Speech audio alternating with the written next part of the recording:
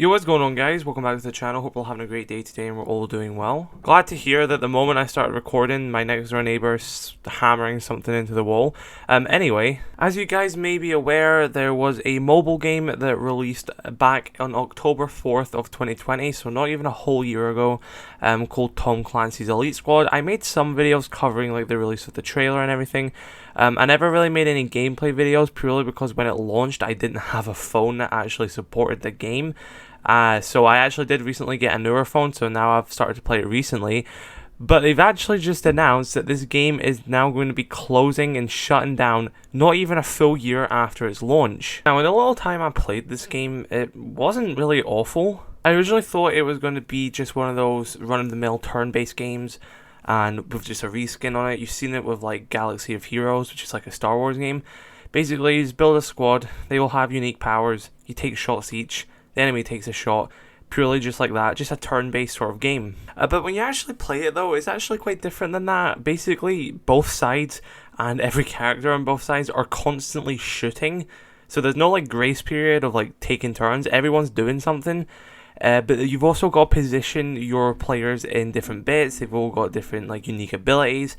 You've got to move them about as they're continuing to shoot and everything to keep them in, keep them alive. Put them behind like someone with a shield, like Montang for example, and then use their special ability. This actually wasn't that awful of a gameplay for a mobile phone game like this. I actually thought it was quite interesting, and I actually found it quite fun. Especially as well, having many Rainbow Six Siege operators available in this game. I found it very interesting, I found it very cool, and I definitely did enjoy the little time I did play of this game. So hearing and seeing that they're not even going to continue it after October 4th, 2021, which will mark an exact year of when the servers first went live, they're going to be shutting them down a full 365 days later. It's very poetic, but it's very sad to see. Like I said, I actually thoroughly enjoyed this game. Maybe it's not everyone's cup of tea, but I didn't think it was bad in any way, shape, or form. I've definitely played a lot worse. But it seems like they're doing this for a number of reasons. It doesn't seem like they managed to get a massive audience for the game, so they don't feel like it's worth sustaining. Or maybe it's because they actually are releasing another sort of Tom Clancy crossover game, because in Tom Clancy's Elite Squad you can play as Siege Ops, people from Ghost Recon, people from Splinter Cell, people from The Division, a lot of Tom Clancy IPs all crossing over. Then, as we've already talked about, Tom Clancy's XDefiant is coming out, which unites Splinter Cell, Ghost Recon and The Division. So maybe they don't want two games going on at the same time where it's a bunch of crossover people, but there wouldn't have really been any competition because XDefiant's going to be a console and PC game, whereas this, Tom Clancy's Elite Squad is going to be a mobile game. Sorry, it was a mobile game, but obviously now they're closing it down just a year after its launch. So maybe, and no, I'm not going off anything here, maybe they're thinking of bringing XDefiant to your phones. Now, obviously there's no proof of that, this is purely me just speculating. Probably the reason, most likely the reason why Tom Clancy's Elite Squad is closing down after a whole year is purely just because they didn't find enough audience. But then again, if it's a mobile game, I can't imagine it costs that much, and surely you've got to give games like that more than just a year. So it's actually not even been a full year. They're closing it a full 365 days later, but the announcement hasn't even came a full year after launch. So even if the game hasn't really met their standards less than a year after launch, surely you still give it more time to flesh it out, and then maybe build up a community from them. Because if you were just going to judge everything's player base from less than its first year, then Siege wouldn't be here today. A lot of games wouldn't be as big as they are now if the developers gave up on them less than a year after launch. So even if the reason is that Tom Clancy's Elite Squad just didn't have a big enough audience, which I'm looking at right now on the Google Play Store has 1 million plus downloads just on Google Play alone, that doesn't count for Apple. So that's a decent amount of installs for less than a year.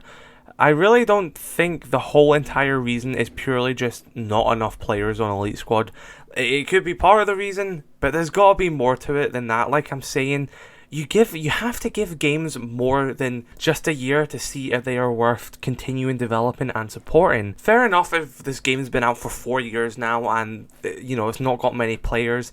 Fair enough, close it down. Okay, that makes sense if they're not generating enough money from that or anything. But this game isn't even a full year old. you've not given time for the community to grow. You've not given time for a bunch of new players to come in and try it out.